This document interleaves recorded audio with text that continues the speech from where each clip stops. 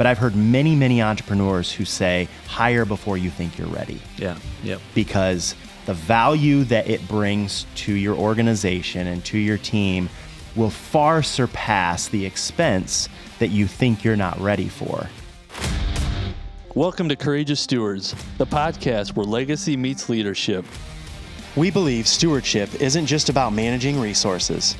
It's about multiplying impact, honoring purpose, and building with eternity in mind. Each week, we dive into business-focused discussions on real estate investing on a foundation of faith and family. We have a desire to inspire listeners with a heart to reclaim their time, talents, and treasures for something greater. Whether you're growing your portfolio, leading a business, or a family, we need to become the best version of ourselves. This is your space to gain wisdom, walk in courage, and steward what matters most. Let's build what lasts. Let's lead with love. Let's become courageous stewards. Welcome back to another episode of Courageous Stewards Podcast. I'm Sean Skyver. And I'm Jake Tracy. And today we've got an exciting topic. We've personally been working through this ourselves, and we're going to be talking about layers of success, why you can't do it all by yourself. So think about a question where you're spending so much time doing a bunch of stuff, and is it really the thing that you do best by yourself? And if you can give those other things to somebody else to get that off your plate, is kind of what we're going to be talking about, because you can only do so much. There's only so much capacity as one person to do everything in their small business. So we're going to dig into that a little bit. We're talking about stewarding our time, stewarding our resources, well, of course, and I think this topic speaks specifically to stewarding time in your gifting, because you can do everything up to a certain point, but should you be when God's created you for something else? When you start out in a business, you are going to be doing most everything. It's pretty rare that you have a team around you right out of the gate. You end up kind of wearing all the hats. I would ask our listeners, what is one task on your plate right now that only you can do? And how much of your week is actually going to the things that aren't that thing, right? So when you start, you do everything. You do the little things, you do the big things. You make all the decisions, you do all the work, the physical and the mental, and you have to, at some point, get to a place where you pass off some of those more trivial things that somebody else can do throughout the week so that you have the ability to focus more on the high-level tasks to grow the business. If you don't and you stay in the weeds like you are from the start, there's really no way that you're going to be able to elevate past a certain point. You're going to hit a ceiling, and when you do, what are you going to do? If you're doing it all yourself, you have to be able to pass some of that on to another person. Yeah. A lot of times that ceiling that we're talking about reflects itself in burnout, because basically you've hit a hard ceiling, and that is really literally that limit where you're still trying to grow, scale, and develop a business or create more, but you've reached a point where you can't do everything, or you stop doing the thing because you don't have time to do the thing that actually scales the business. So it's about making sure that you figure out where that is and recognize that there isn't anything you can do to just remove the ceiling while you're keeping it all on your plate. Yeah, and I do want to say that early success is built on doing everything yourself. Yep. It naturally is that way. So if you think that you're going to come into a business and, like I said, have a team around you that's you can delegate all these things to, pretty unrealistic in most cases. You have to be self-motivated. You have to be driven to grow this to a certain point, and it's all going to fall on your shoulders up into a certain point. That's not really what we're talking about. We're talking about when you've hit that ceiling, that threshold where you're like, listen, I've plateaued. I can't go any further until I level up. And in order for me to level up, I've got to let some of these things go. Right. And then determining what things you can let go and what things you need to keep on your plate. That's where the value is. Mm-hmm. And don't dismiss the value in doing the things at first and taking it on, because honestly, you've got to be in your weeds of the business to be able to train somebody how to do those things as if you've been in there and have done it. Yeah, now this is something that we're actually dealing with right now is we are in the process of hiring an admin assistant and trying to spread the work out a little bit so that we can refocus and retool and make sure that our time is best spent where it needs to be spent and allow somebody who's qualified and skilled to do some of those other tasks. Maybe they don't do them quite the same as us. Maybe, you get 80% of the quality that you would be putting out. However, the more time that the person does it, ideally you would like to see them do it better than you do it. Is it going to start out that way? No, and you have to be okay with that. But eventually you're going to look at that person and say, she or he does it far better than I could have done it. Now that they've had time in the role, they understand the system, they have buy-in on this team.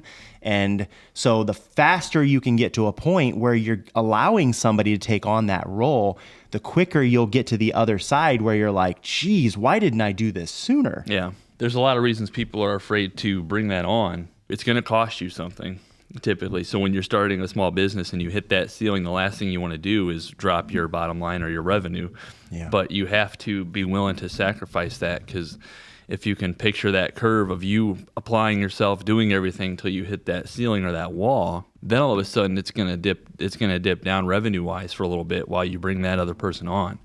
But all of a sudden that curve will start to trend back up, because now you're doing the high-level stuff you need to be doing to actually scale the business and drive more revenue, along with that assistant that's taken that and freed up your bandwidth basically to go after those big things to help grow the portfolio. It seems like those are the two main concerns why business owners don't jump into hiring somebody fast enough. One is you don't feel like the quality of work is going to be where your standard would be set. And the other one is it's just too expensive. The business is not making enough, and therefore I can't pay somebody else to do these things. I have to do them all myself. And it's kind of a backwards way of thinking in some ways. There is a point at which you just need to recognize I still have to keep going the way that I am right now and do everything until I hit a certain point. But I've heard many, many entrepreneurs who say, hire before you think you're ready. Yeah. Yep. Because the value that it brings to your organization and to your team will far surpass the expense that you think you're not ready for in the long run. Yeah. So I would encourage our listeners, if you're in a position where you're just like, I don't feel like I can grow this anymore, but I'm not quite making enough that I feel comfortable hiring somebody, hire somebody anyway. Yeah. Get them in a position that can take all the weight off of your shoulder so that you can focus on some higher level tasks. Yeah. Be willing to get help, because it will help you go to that next level. So when you find yourself experiencing this area, it's going to feel like a lot of different things. And it's going to be very hard to pinpoint why you're feeling that burnout that you may be experiencing at that point when you hit that ceiling. But try to dig into recognizing that may be where it is you're at. So if we talk about some signs of this burnout that you might experience along scaling your business by yourself, and where that limit is as far as your bandwidth is left, I think your quality starts to slip on your work, on your task, because you're just trying to get the things done over and over again. You find yourself, which is something I dealt with personally in my burnout a while back, was just you're reactive to everything. So I would, the circumstance would rise, I would react and handle it. But I like to be proactive, because proactive lets you take a big picture, look at everything from the top down, and actually strategize a little bit in regards to making the system better, not just being reactive. And your growth stalls. So for me, it was like I got to this burnout point and it kind of stalled out, because you're feeling some guilt and you're feeling some fear from hitting that ceiling, because you start to want to step back on things. I remember having that very feeling of like, I got to step back on some stuff. And it really wasn't that at all, because it was the thing I was building started to feel like a prison. That's when you're going to feel that in your burnout period too, when you've gone to your limit, is the thing you're building that has been so fruitful and so awesome to watch grow starts to feel like a prison. And you're going to start, I can't do this. You can just recognize that you're done with your bandwidth, your capacity. And if you want to go further up, you got to bring somebody else on. A lot of entrepreneurs start small businesses and you'll see one of two things. They grow to their ceiling and they decide, this is all I'm going to do. I'm good here. And they'll just keep going. It could be a fear of delegation, like you said earlier. We're worried about the lack of control to give somebody else those tasks. Or you bring somebody else in, and then you could keep growing it because now you've got the help you need. So if it's one of those things where how many hours a week are you spending doing work that's below the value you have for your own business? Like, think about that. I spend tons of hours on tasks that are a level way below what I could be doing to create more opportunity for the business. I would even encourage our listeners to think through that very thing, to mentally tally how many hours, say this week, you have done tasks that are below the actual value of what you should be putting effort into. I would almost guarantee that the majority of the hours that you're putting in are on more trivial tasks that you shouldn't be doing once you hit a certain threshold. Otherwise, you're going to hit that ceiling and you're not going to be able to elevate beyond it without team members. I love that. And I don't think we realize, it's like writing your budget down. I don't think when you write your financial budget down, you're like, I had no idea. Tracking makes all the difference. Same for time. Yeah. I would hate to count, like when we list a unit, and back when we get emails from a listed unit, and you've got to go in and reply to everybody's email, whether it's just to get them an app link or something. I was spending probably an hour, 2 hours on just replying to these emails. Yeah. That's not a good use of my time. So it's being able to incorporate systems that maybe can automate that process for you, getting that off your plate. But those small menial tasks, like you were saying, that adds up to a big chunk of your week. And then you have a fire hit or something actually go sideways on you that you now have to go do. And you've been spending 20 hours doing menial tasks that anybody could probably do if you trained them properly. And it's kind of like a roller coaster, right? You have weeks where you're down here and it's chill and there's not much going on, and then weeks where you're way riding hard and it's intense and chaotic and you have so many things going on. If you're able to kind of track those things through a period of time and recognize there are going to be slow times, there are going to be very chaotic times, but on average, you shouldn't be doing most of these things, regardless of when they come up throughout the month or throughout the year. Pass those on to somebody and let them deal with it. Just let them handle it. And there's a couple of small things you can do if you are feeling a little bit of that burnout that I learned in my own experience. And just a really small example is, to me, it's very important that people get paid quickly. Yes. I like to pay anybody who does work for me. If I get an invoice, I'm going to pay you right away. The problem is all week long with this many properties and this many invoices, I'm stopping so frequently to do this in the middle of my day. Then I'm going into my Excel sheet or my expense sheet and I'm putting that in every time I get one. When you take that over a week, it's incredibly disruptive and inefficient. So I transitioned something simple, which just saying I pay invoices and bills on Fridays now. And that has smoothed my week out by itself. It was a pretty big game changer just in itself. And it was a small change, but it said I pay bills on Friday now. So the invoices come, the emails come, but on Friday I'm going to pay everything. And then I'm done. So it's small things like that. It's just blocking out your time. I found myself revisiting things over and over again through a week because I had this connection still to a 40-hour work week where you just need to be busy. You need to be productive and working because you're at work. And you don't have to do that when you're in your business. You can just block out times for certain things. Do it. If that's done for the week and that's a weekly task, don't visit it again. Get it next week. These were things I was dropping the ball on because I was spending time over and over again, the same stuff on the computer just because I felt like I need to be busy. I feel like the 40-hour work week thing is kind of an American fallacy. It's not really real. You kind of have a lifestyle of living and working in a lot of other countries, whereas in the United States, for some reason, we've put time barriers around. I work from this time to this time every day, which equals 40 hours.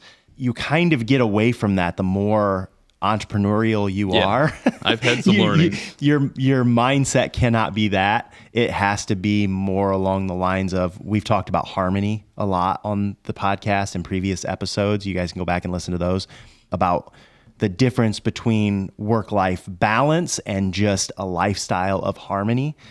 And that's another thing that you will see value, I should say, in this. it will harmonize your lifestyle a lot because you're not constantly being pulled away from the task that you have right in front of you or the activity that you're involved in with your family, whatever the case is, to be redirected to a fire that you have to put out or a bill that you have to pay or a maintenance request that comes in or whatever the case is. You have systems that you set up and you have delegated those tasks to somebody who can handle them in a timely manner, but within reasonable time frames, and you're not being pulled away from things all the time. That'll give you an opportunity to kind of free up your mind to be present in what you're dealing with, to make the high level decisions, and to learn to be a leader, not a doer. Yeah. You're always going to be active. I understand that. You're always going to be a doer to some degree, but the goal in most businesses as an entrepreneur is to get to a place where you're the leader of the business and you're able to kind of move the chess pieces where they need to be to make things more successful, to elevate yourself to the next level, and then bring new team members in, and then elevate again, and then bring new team members in. You want to get to the point where you are working on the business instead of in the business. Yes. And that's the hard thing. And the other thing to this that people will steer away from this bringing somebody else on is there is going to be a major resource draw to get this going. And I think a lot of times that turns people off. But it's a proactive approach instead of a reactive approach. Right. Okay, you got to bring on an assistant to train them up. That's going to take paperwork, documentation process. You're going to have to document how you do things and show somebody else. It's going to take time. It's going to take a bit. Yep. But understand that that's a proactive approach to a problem that's coming that you know about already. So take the time to do that because it will bear fruit down the road once you set that up. So be willing to invest that upfront energy, time, and resources for that long-term benefit of having the extra layer. It almost feels like you're starting over. Like when you start, you know nothing. You're ground level, you're doing everything, and it's all about just figuring it all out. And then it kind of comes full circle when you go to hire a team member, the first team member. You realize how bad you did things or how messy your documents or your processes really are. Yeah, and you have to start over, and now you're back to feeling like you don't know what you're doing. Yeah. And now you have to teach somebody else all those things. I think that's what I'm most nervous about with this whole thing is when I start digging into things and systems I've been doing, I'm going to realize how horrible bad they are. Because it's I just do it because this is the way that's been working and it gets me to the next thing. Not this is the best way to do this stuff. Yeah. So it's going to be a train wreck, but we're going to push through it. And I think that's probably a big fear why entrepreneurs don't want to take that route. I don't want to dig into my own stuff. Right. Been working to this point, 'cause then I got to face it. I got to see, wow, I've been doing this is terrible. You're going to be questioned. This person is going to look at what you're doing and go, "That's the horrible way to do it. Why do we do it that way? Let's do it this other way," which is value. It is. It's so you got to be humble enough to go, "You're right. This sucks. Yes, I made it, but it was because X, Y, and Z, right? And we're going to improve it." But that's a very big reality. Is now I have to face the things we built to this point. You almost go back to the beginning. You do, because I got to make it better, and I know that. I can't sit down and train somebody and be like, nope, you just do it this way because this is how I've been doing it. It's no, what do you think? Let's get this thing as best it can be, the most efficient as it can be, so that your time is maximized too. We want to make sure we're stewarding our time, but maximizing that next layer's time to their best of their abilities. Yeah, that's true. Stewardship. Not just handing off inefficiencies to them because it's convenient for us to hurry up and be like, just do it this way. Well, it's let's open up their bandwidth too. It's going to help us continue to grow. So it's going to create a teammate rather than just an employee. Yes, you want buy-in from this person, right? Absolutely. You want them to see the vision, to hook up with it, what it is that you're attempting to pursue, and come alongside you and not just feel like an employee. I'm paying you XYZ dollars per week, and therefore I needed you to do these tasks. Although they are doing that, you want them to have full buy-in to what it is that you're pursuing. Yep. Yeah. Buy-in behind the mission and let them know what that is and make sure they kind of align with it, which is really another point here. So for everybody listening that's considering getting somebody on the team in regards to this, a lot of people basically focus primarily on skills, experience, because they want somebody to be a high producer right out of the gate. Jake and I both would attest that really we would encourage you for hiring anybody, whether it's an assistant or somebody in an active hands-on position that's out doing the work. You actually bring them in and flip the script on some of the job descriptions that are out there today, which focus on skills, education, and experience, because you need to get character at the top of that paper. When you bring somebody in, you can train them to do the task. You can teach skills as long as they're willing to learn, but that will be reflected in their character. If their character's right, they're often willing to be taught and to learn. And so I would say focus on that first, because you can teach skills, but you can't force a heart change on a team member that could be damaging to the company, the organization, or the team that they're in. Yeah. So why does adding a team member change everything? It really is a mindset shift. It changes from you being the ultimate doer to you learning to be a great leader. Your job at that point is no longer to be so deep into the weeds of the business. It's more to be a visionary. It's to be involved more on the relationship side. You should be out there communicating with other people in the industry that you're in, investors, people who have pull in the community. And if you're constantly at the job site doing the work, then you don't have the ability to communicate with folks that can elevate your business to the next level and that you can pour into. It's not a one-way street. When you're an entrepreneur, you spend a significant amount of time pouring into other people, other people's businesses. You know, they help you, you help them. You need to be available more so to take those phone calls, to take those coffee meetings, to have an active role in the community and other high-level doers, leaders, I should say, that can help to elevate you to the next level. And it gives you an opportunity to be a great decision maker, because ultimately that's what you are when you bring other team members on, and it elevates you to the next level to make higher level decisions to propel the company to the next level. Yeah. That's what your best use of time and effort should or is at that point. Mm-hmm. There are some practical steps that we can give our listeners, and I think we should, kind of how to go about your thought process, how to go about putting in place a tracking method and then action toward bringing on team members to do some of those tasks that you should no longer be doing. Yeah. We can go through these So you can take some of these steps to recognize if you have a problem and really get eyes on what it looks like. Yeah. Through some of these. So the first one is just, we talked about this a little bit, but track your week for 5 to 7 days and look at your tasks. Take inventory on what you're spending your time doing and how much of that is something that could easily be trained and handed off to somebody else. It's cool to put together an Excel spreadsheet or something, some kind of a sheet that says the primary tasks that you do through the week, and then label them as, this should be something that I do. This is something that someone else can do. Yeah, that's good. And at the end of your 5 to 7 days, you're going to look back and see that 50% of the things that you do could have gone to somebody else, or 80%, or who knows, everybody's business is going to be a little bit different. But if you actually write down and then designate, I need to keep this one, I need to give this one away, it's going to make things very, very clear for you. Yeah. So that's step one. Step two is pick one recurring task or role to hand off first. Now, I've heard this said, especially in the real estate space, the thing that a lot of people don't like doing, it's going to be different for everybody, but pick one thing. One thing that comes to mind that I've heard a lot of investors is taking calls from tenants. Mm-hmm.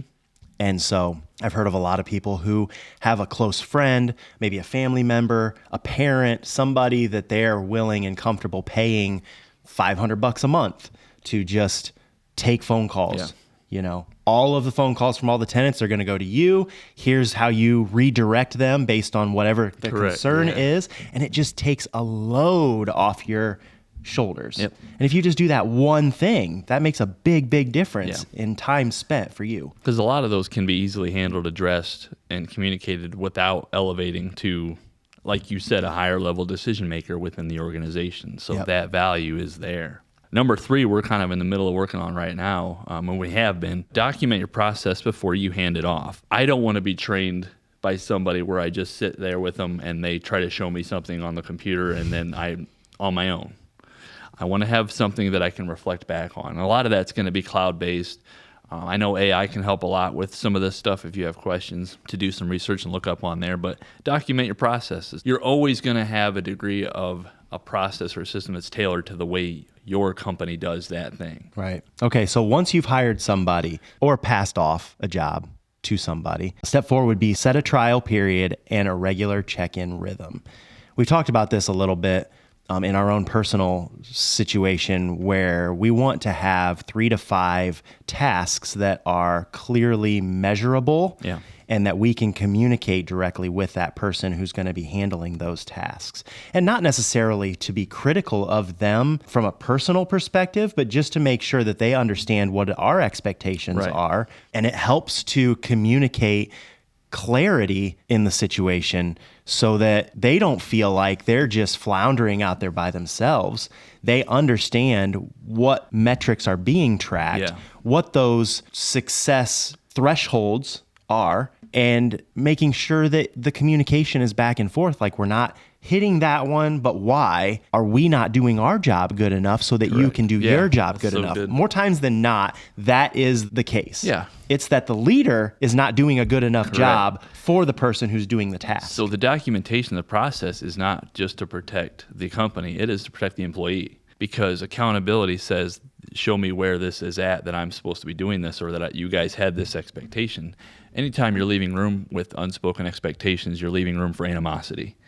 It just goes that way in marriage, relationship, and business. It just does. Be clear, be direct, and give those expectations. Absolutely. And then step 5 is just revisiting quarterly. This is a little bit higher level review on everything collectively, and recognizing that you're going to reach a point again where you need to layer up another time. And that's what we've talked about before, is like, you may bring that person that's been with you for a while as an assistant, come up to a higher level, and then bring somebody else in again to continue to do some of those day-to-day tasks, but bring up that other person and level them up, and then allow yourselves to go higher up on top of the business from a strategy standpoint, decision-making, like you were saying earlier. And this quarterly review doesn't have to be a drag. It can actually be a reward. It can be an excitement. It can be something fun. Maybe you guys go out to eat, or you take the team out and you have a sense of community. Absolutely. And talk things through and see where your difficulties are. And if you get people in a comfortable environment, they're a lot more apt to speak openly about their frustrations, their concerns. If you're sitting down at a desk across from somebody formally and drilling them, they're like, I don't want to say anything. I don't know. Everything's great. We're great. I got to get out of here, kind of thing. So I would encourage people to lighten up a little bit on some of those, quarterly type reviews, and just make it more about a team effort. Where are we successful? Where are we falling short? We're a team. We have a direction. Let's all work together to achieve our goal down the road. This is just a review to talk about some of those things. Conversational, transparency, and just get it out there. Because anything left unspoken is not going to move the needle forwards. 100%. I would encourage listeners to go find a task this week that you can delegate to somebody else, whether that's somebody close to you, family member, close friend, somebody who's willing and able to handle maybe one task that can take it off of your plate, and so you can level up to the next thing that you should be focused on. Even if you're listening and you already have a team member, an assistant, or somebody on the team, continue to reassess what you're doing, and then reassess what they're doing, and see if you can go ahead. Maybe it's time that thing that was your thing can now become their thing, because they've shown that buy-in and that inclusion and that effort. Chances are their capacity to grow into a deeper role within your company is there. If you'll be a good leader, the leader that they need you to be, and allow them to be successful in the role that you've asked them to achieve to the best of their ability. So good. They'll rise to the occasion more times than not. Or if they don't, maybe they're not the right team member. That's another episode. It is. Just like, there goes the wheels. Another episode. Hopefully this has been something that's been valuable to you as a listener. We encourage you to try to implement some of these things into your own life and your own business, and level up as much as you can. God has called you for something great. We encourage you to pursue that. We love you guys. We'll see you next time. Thanks for joining us today on Courageous Stewards, where legacy meets leadership and faith fuels the journey. If this episode stirred something in you, share it with someone who's ready to step boldly into their calling. Subscribe, leave a review, and stay connected as we continue to explore what it means to lead with conviction, serve with excellence, and build with eternity in mind. So until next time, keep showing up, keep stewarding well, and remember, courage isn't the absence of fear, it's obedience in motion.